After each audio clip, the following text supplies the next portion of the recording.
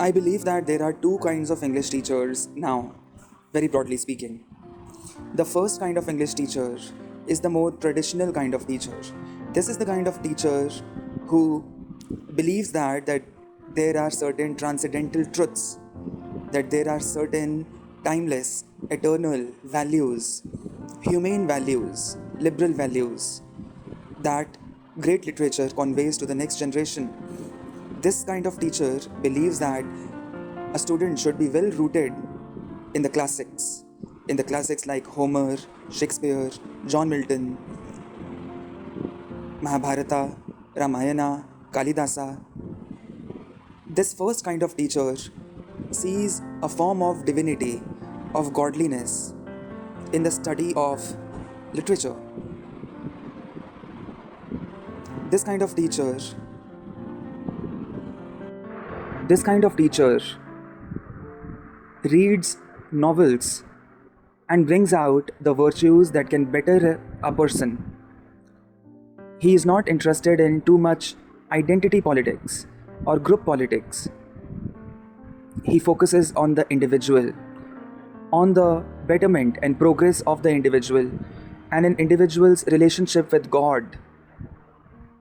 For example, when he reads The Paradise Lost of John Milton, this kind of teacher focuses on John Milton himself's relationship with God and his deep faith in Christianity and the deep faith of the characters of John Milton's. When he reads Fyodor Dostoevsky, Crime and Punishment, this kind of teacher looks at the predicament of Raskolnikov after he has committed the murder.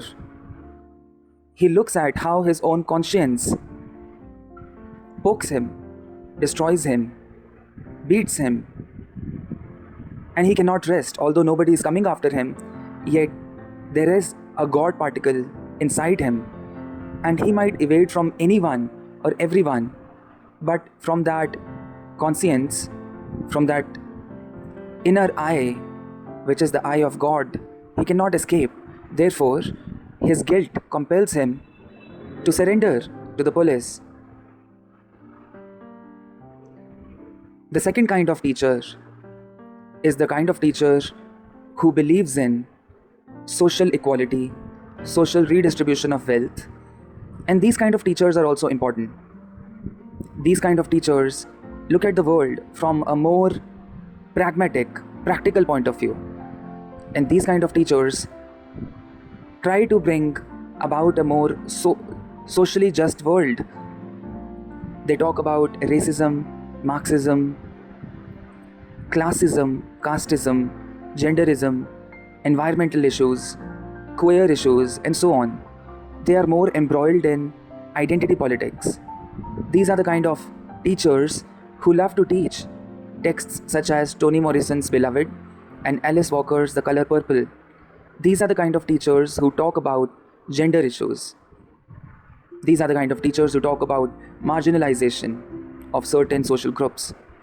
As I said, both the kind of teachers are required in an English classroom.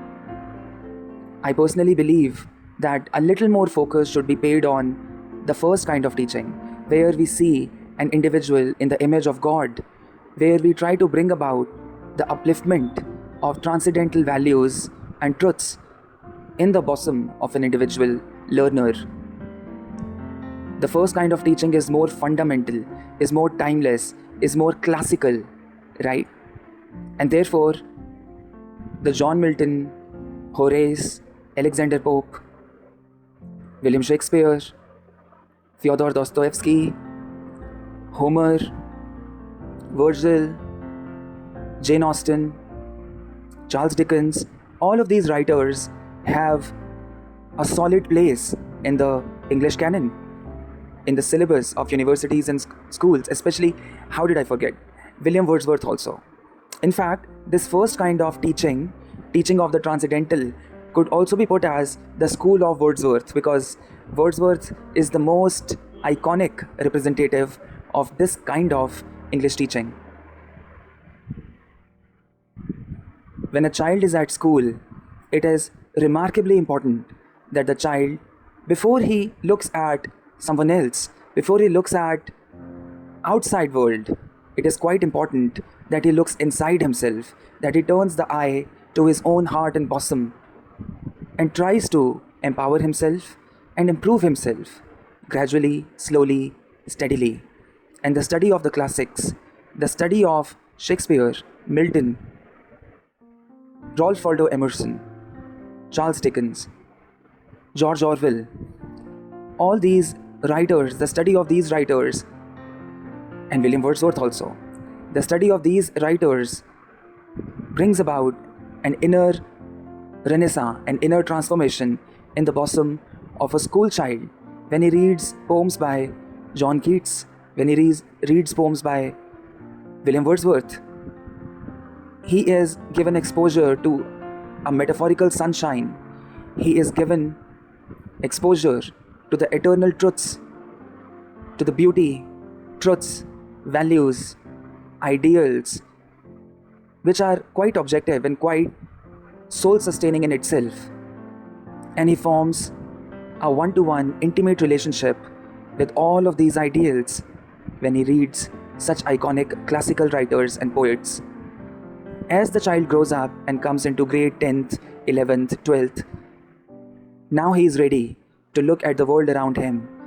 And because he has an inner yardstick, because he has a deep rootedness to the ideals, he can make a better judgment of the society around him.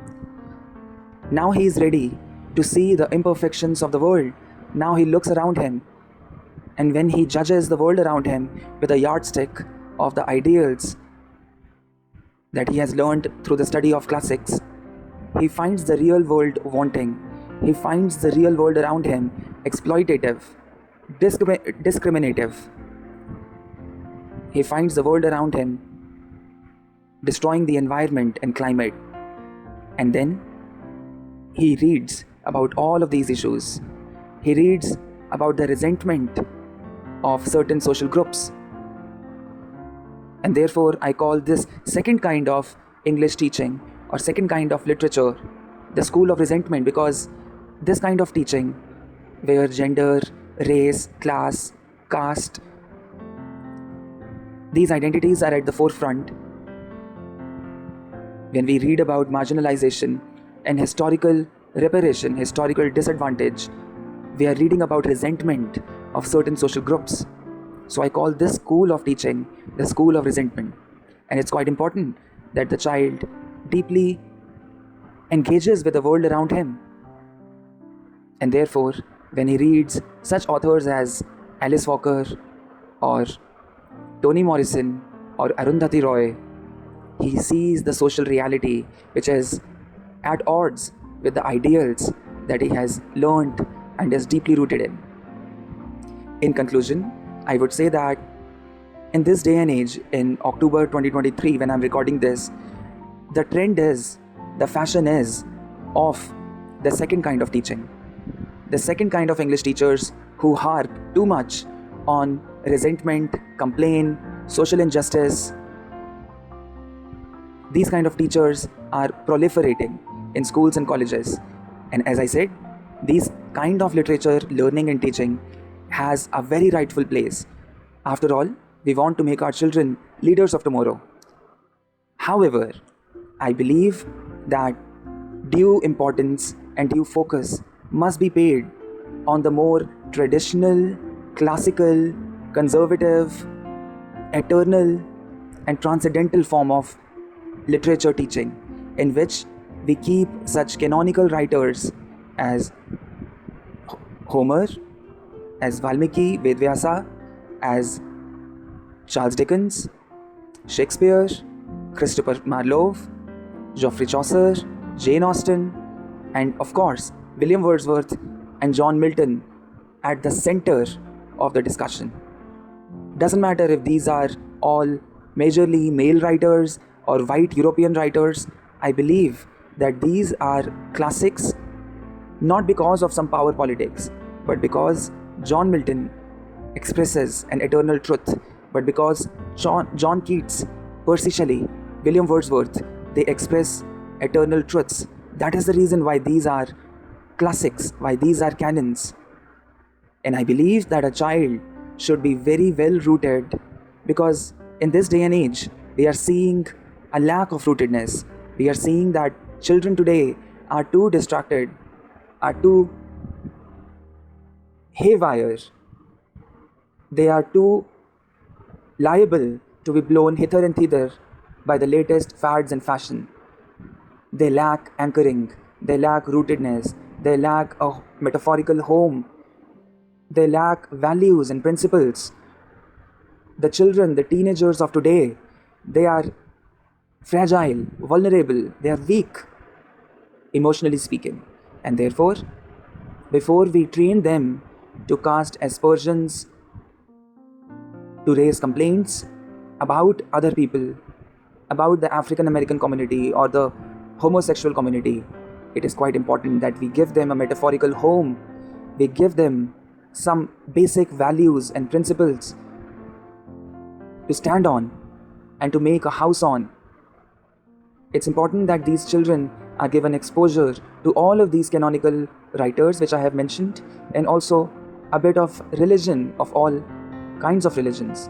I truly believe that children should be given exposure to the lives of the greatest religious leaders who have ever walked the planet, like Jesus Christ, like Lord Ram, like Gautam Buddha, like the founder of Islam, the Sufi saints, and so on. It's important that the children learn from the tradition. They grow their roots deep into the tradition. They form a home, an anchor, a root for the rest of their lives. And then, through the study of the school of resentment, they grow out their branches and change the world. It's only after one has solid ideals, solid knowledge of the ideals, that one can go about attempting to correct the universe. So this is what I have to say. The first one is the school of Wordsworth, or the school of traditional literature teaching, which I particularly would highly recommend for everyone in the school level. And the second one is the school of resentment, or the school of, we can say, postmodernism, which obviously is quite important, but for higher school students and college students only. Thank you.